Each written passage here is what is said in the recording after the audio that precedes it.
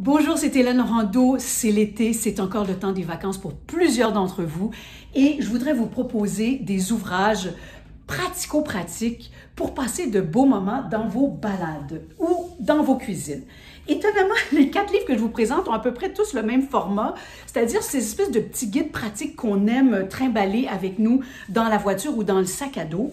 Je commence tout de suite avec un premier ouvrage, La route du fromage en grains de la journaliste Pascale Lévesque, qui a vraiment parcouru le Québec pour trouver parmi les 60 quelques fromagers fromagères où on fabrique du très très bon fromage en grains. Vous savez, pour les gens qui nous suivent et qui sont dans les vieux pays, le fromage en grains, c'est ce fameux fromage qui fait squeak squeak et qui est le roi de la poutine.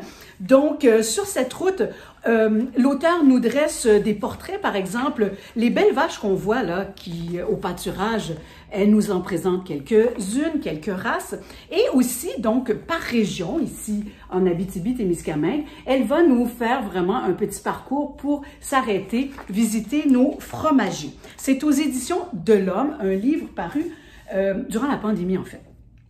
Un autre ouvrage que j'aime beaucoup, ma collègue Julie Aubé, qui nous avait donné Manger local, le premier ouvrage, et là qui récidive avec Manger local 2, aux éditions de l'Homme toujours. Manger local, c'est une façon de nous accompagner 12 mois par année. Comment on fait pour manger local, non seulement l'été, mais aussi en hiver.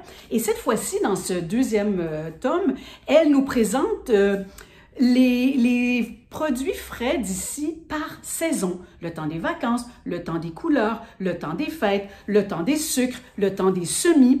Et à travers cet ouvrage, donc, plein de recettes où les aliments locaux sont à l'honneur, mais également des astuces et vraiment c'est très savoureux et ça regorge vraiment de renseignements formidables. Julie Aubé, Manger local 2.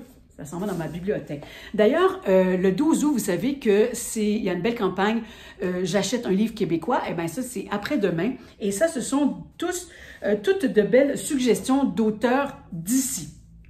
Laurence Burton, Un goût de forêt, toujours aux éditions de l'Homme. On aime beaucoup le livre pratico-pratique chez cette maison d'édition. Comment identifier, récolter, mais aussi régénérer les plantes comestibles au Québec.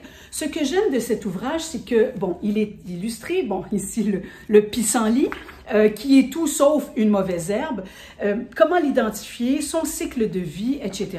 Et j'ai appris, par exemple, puisque en ce moment, c'est le temps des bleuets sauvages, si vous allez en forêt récolter des bleuets sauvages, eh bien, on y apprend que les feuilles de bleuets sont comestibles, elles se mangent fraîches ou séchées, en tisane par exemple, et que lorsqu'on les cueille, il ne faut pas cueillir plus du tiers des feuilles ou des fruits pour la régénération des plants, mais aussi pour aider les abeilles à polliniser d'autres espèces et d'autres plants. Alors voilà, Laurence Burton, que je ne connaissais pas, elle est une cueilleuse professionnelle. Ariane Paré-Legal et son papa Gérald Legal nous offrent Cueillir la forêt. Il nous avait offert il y a quelques années le magnifique livre Forêt, qui est une bible pour identifier, cueillir et cuisiner les produits sauvages. Ben, ça se transporte un petit peu mal dans le sac à dos.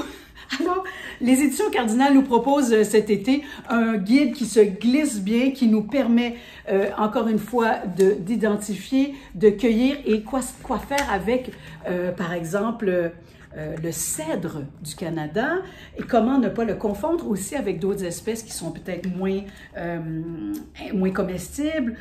Voilà, donc ça c'est vraiment un guide d'identification très pratique et ça s'en va ici. Et moi, je vais profiter de ma journée pour justement, j'ai des petits bleuets sauvages et puis je m'en vais faire des confitures. Mais ça, ce sera une autre capsule. Allez, bonne lecture, bonnes vacances!